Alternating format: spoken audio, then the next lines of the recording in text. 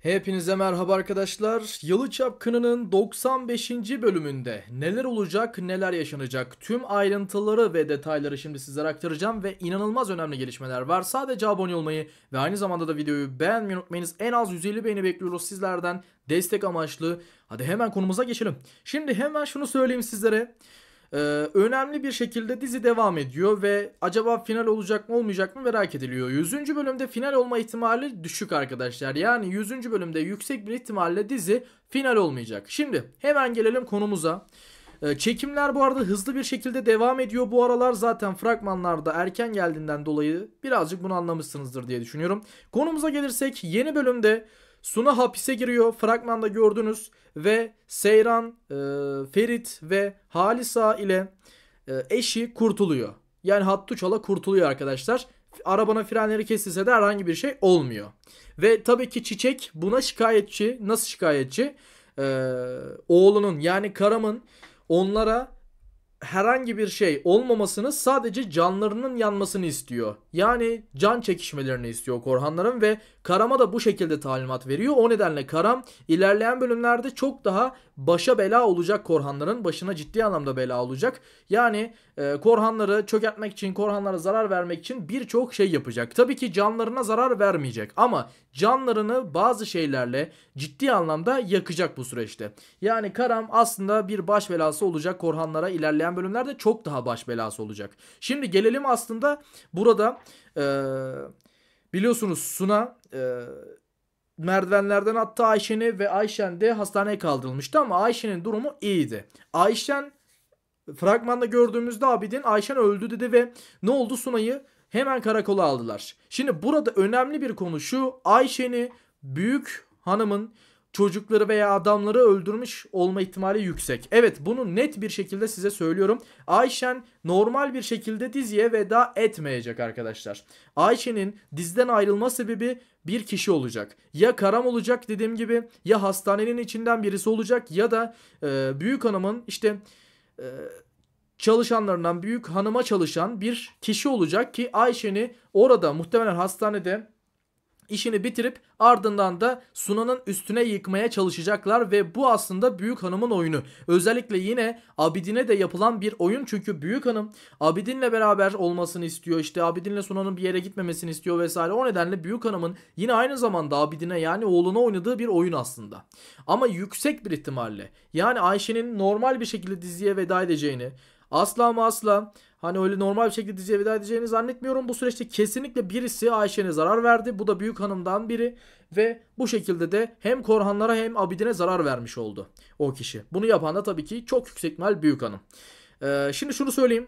Suna hapise girdi. Hapisten çıkmayacak mı? Suna'nın hapiste kalması yaklaşık 2 bölüm 3 bölüm devam edecek. Ardından Suna hapisten çıkacaktır. Yüksek bir ihtimalle. Bu birinci ihtimal. Suna'nın diziden çıkma ihtimali şu anda yok diyebilirim.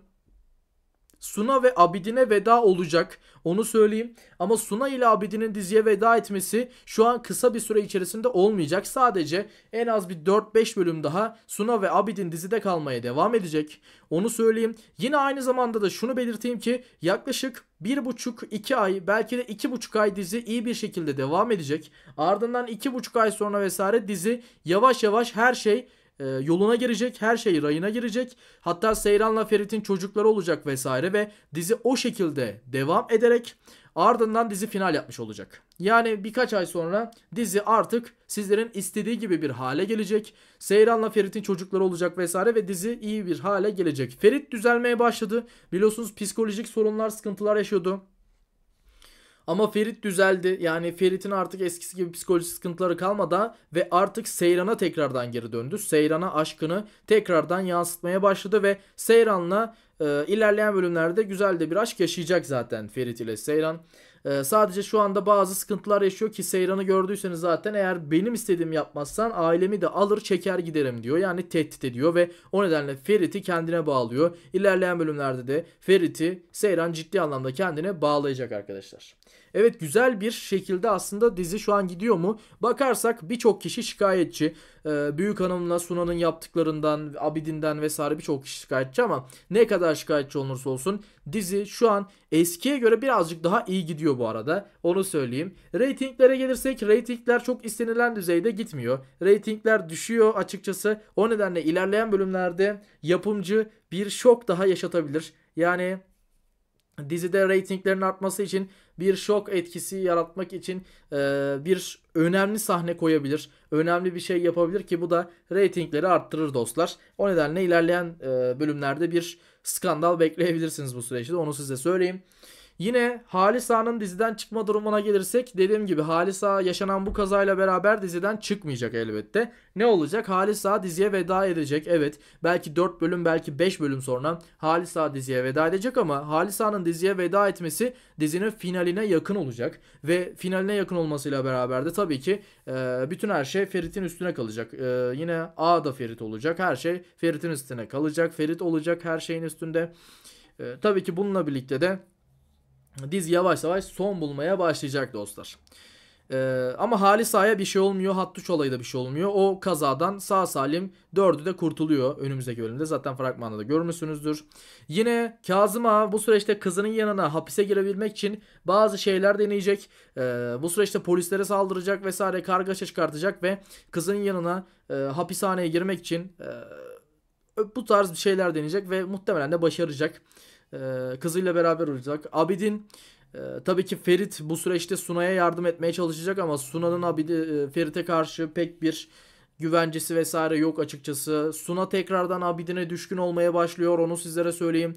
Yani Suna tekrardan Abidin'i tam olarak sevmese de Abidin'i yani tam olarak aşık olmasa da ona karşı bir şeyler hissetmeye tekrardan başlayacak ve Suna hapisten çıktığında vesaire tekrardan Abidin'le beraber olacak. Abidin'le beraber tekrardan karı koca olabilirler. Hatta çocuklarını da beraber büyütebilirler. Hatta Suna ile Abidin'e bu şekilde veda edebiliriz. Yani onlar bir yere giderek hayatlarını farklı bir biçimde, farklı şekilde idame ettirerek diziden de bu şekilde ayrılmış olabilirler dostlar ama ayrılıklarını yüksek bir ihtimalle göreceğiz diziden.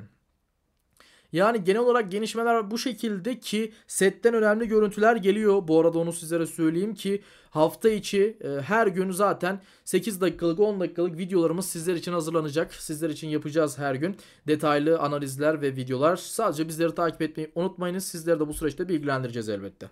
Evet dostlar, videomuzun sonuna geldik. Yine uzun zamandır video çekmiyorduk. Bu arada magazin videolarına da başlıyoruz. Yani nasıl magazin videolarına başlıyoruz?